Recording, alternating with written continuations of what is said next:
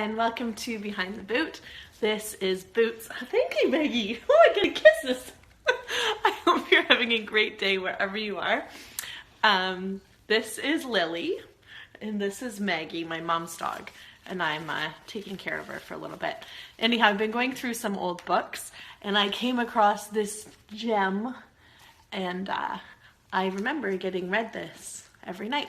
Well, maybe not every night. In my memory, it was every night. So I thought that we could have story time today. So here we go.